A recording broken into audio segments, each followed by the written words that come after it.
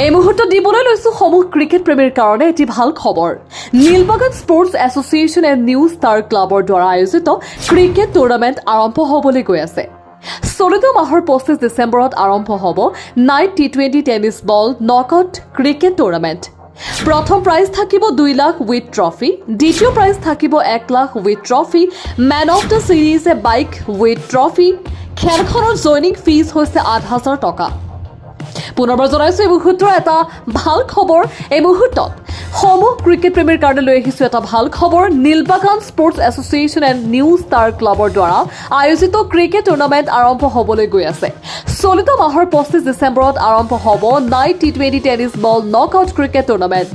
প্ৰথম প্ৰাইজ থাকিব 2 lakh with trophy, দ্বিতীয় প্ৰাইজ থাকিব 1 lakh with trophy, man of the series a bike with trophy. খেলখনৰ জইনিং ফিজটো হৈছে 8,000 টকা লোৱা হ'ব। ধন্যবাদ।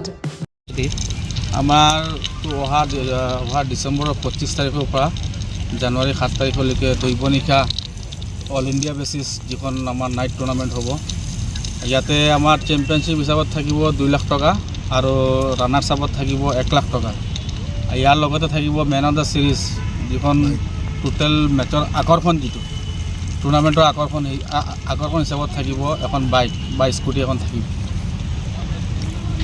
কেতিয়াবা খেল হ'ব আৰু কোনটো ক্লাব আৰু আমাৰ এই টোটেল টুৰ্ণামেণ্টটো নীলবাগান স্পৰ্টছ এছ'চিয়েশ্যন আৰু নীলবাগান নিউ ষ্টাৰ ক্লাবৰ সৌজন্যত এই টুৰ্ণামেণ্টটো আয়োজন কৰা হৈ আছে।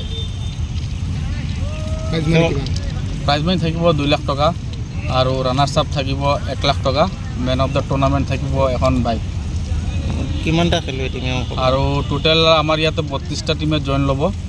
32টা টিমৰ আমাৰ 15 তাৰিখলৈকে শেষ সময়সীমা বান্ধি দিয়া হৈছে। তাৰপিছত আৰু আমি জইন নলওঁ। কেৱল অসমৰ খেলুৱৈসকল নে বাহিৰা? আমাৰ ইয়াতে অল ইণ্ডিয়া বেচিছ খেল হৈ আছে। এখন অল ইণ্ডিয়া বেচিছ টুৰ্ণামেণ্ট হ'ব, নকআউট টুৰ্ণামেণ্ট হ'ব। আৰু এইখন টোটেলি নিউ ষ্টাৰ ক্লাব আৰু নীলবাগান স্পৰ্টছ এছ'চিয়েশ্যনৰ সৌজন্যত এইখন আয়োজন কৰা হৈ আছে। পূৰ্বৰ তুলনাত কিবা ব্যতিক্ৰমী? হয়, এইবাৰ আমি যিহেতু 4 বছৰৰ মূৰত এই খেলখন পাতি আছোঁ, সেইকাৰণে আমি নীলবাগান স্পৰ্টছ এছ'চিয়েশ্যন আৰু নীলবাগান নিউ ষ্টাৰ ক্লাব আমি দুয়োটা এই ক্লাব মিলি পেলাই তাৰমানে 4 বছৰৰ মূৰত যিটো ধামাকা দিব লাগে, সেই ধামাকা হিচাপত আমি আয়োজন কৰি আছোঁ। কিন্তু আমাৰ দৰ্শকে এইবাৰ 100% মনোৰঞ্জন পাবই। চিফ গেষ্ট অতিথি বাহিৰৰ অতিথি আমাৰ বৰ্তমান আমাৰ ইউচুফ পাঠানৰ লগত কথা বতৰা চলি আছে। তেখেতৰ বিজি শ্বেডিউলৰ কাৰণে আমাক সময় দিব, কিন্তু হয়তো প্ৰথম দিনাখন দিব পাৰে। এইটো আমাৰ বিশ্বাস, প্ৰথম দিনাখন দিয়াৰ এটা বিশ্বাস আছে আমাৰ। আৰু লগতে আমাৰ ইয়াৰ হোজাই ডিষ্ট্ৰিক্টৰ গাৰ্জেন মিনিষ্টাৰো অহাৰ কথা আছে। আৰু দৰ্শকৰ কাৰণে কিবা প্ৰৱেশ মূল্য বা হয়, প্ৰৱেশ মূল্য এতিয়া আমি এতিয়ালৈকে ধাৰ্য কৰা নাই। পিছত আমি বহি পেলাই এইটো ধাৰ্য কৰি দিম।